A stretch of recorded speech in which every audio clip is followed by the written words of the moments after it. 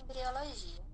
Depois que ocorre a fecundação, ainda tem alguns processos até a formação de um cisto. Sucessiva a formação do zigoto, se tem a segmentação, também chamada de clivagem, e dura em média 5 a 6 dias. Segmentação significa separar algo em seções, fazer um fracionamento. E clivagem é o desenvolvimento das divisões iniciais do zigoto. A rapidez desse processo se deve à quantidade de vitelo. Quanto mais vitelo, mais rápido a etapa acontece.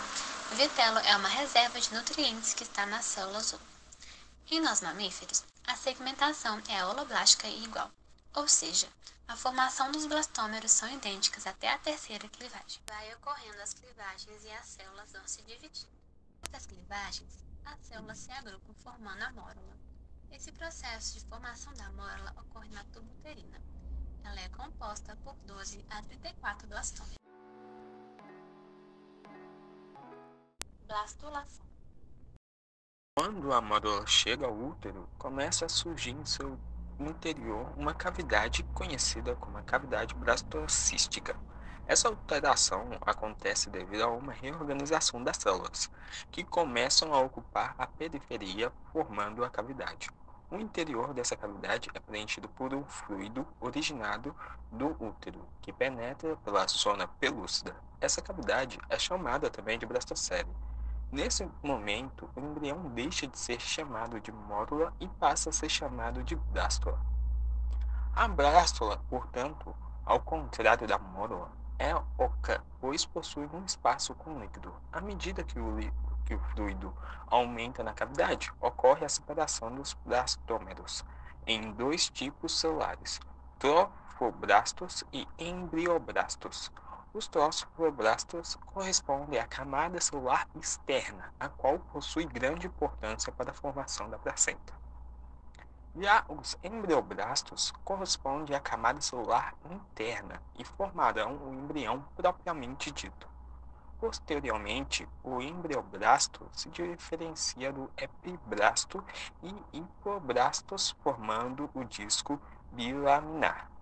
No estágio de blástula, as células da camada celular interna, os embrioblastos, são células tronco pluripotentes, ou seja, são células capazes de gerar qualquer tecido do organismo, porém não são capazes de formar tecidos extraembrionários, pois essa capacidade é dos trophoblastos presentes na camada celular externa.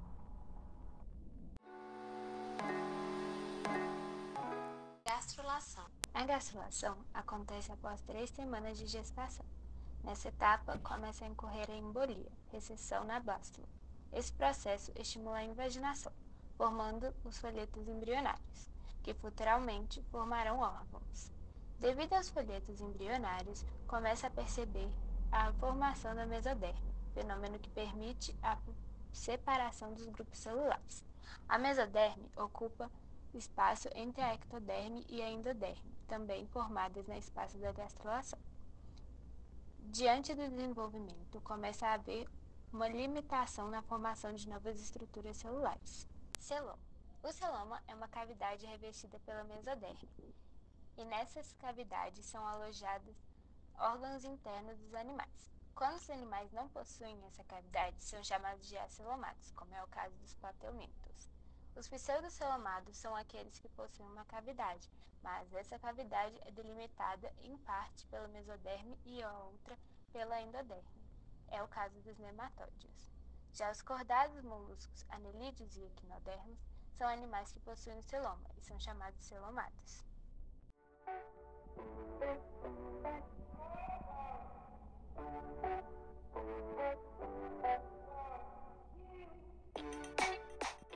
Neurulação. A neurulação é o processo em que ocorre a formação das placas neurais e o fechamento que gera o tubo neural. Nesse momento, o embrião passa a ser chamado de neurula. A placa neural é formada a partir da ectoderme embrionária, e tal processo é induzido pela notocorda, que é uma estrutura flexível e se encontra na região dorsal, ou seja, uma estrutura de sustentação. O tubo neural é formado a partir do momento em que a placa neural se estende na região dorsal do embrião, sofrendo uma invaginação e um fechamento posteriormente. Logo, pode-se concluir que o sistema nervoso é derivado da ectoderme da placa neural.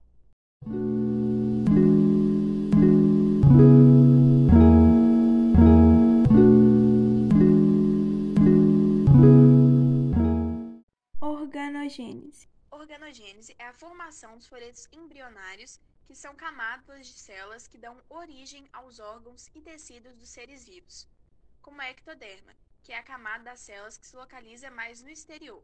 Ela é responsável pela formação da epiderme e anexos epidérmicos, unha, pelo, sistema nervoso e das cavidades. A mesoderma é o folheto intermediário, ou seja, aquele que se localiza entre a ectoderma e a endoderma. A mesoderme origina-se a derme, os ossos e os músculos, bem como o sistema circulatório e reprodutor.